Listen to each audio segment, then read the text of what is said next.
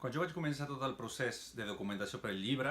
aquí la família tenia una documentació molt important que havia anat recopilant el seu fill i el seu pare.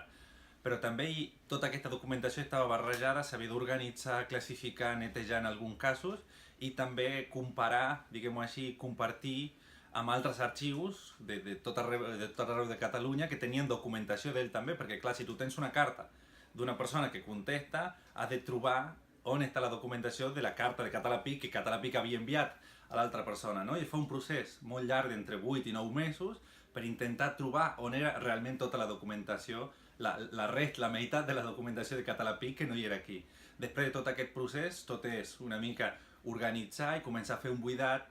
per prendre, diguem-ne, finalment la decisió de com s'anava a organitzar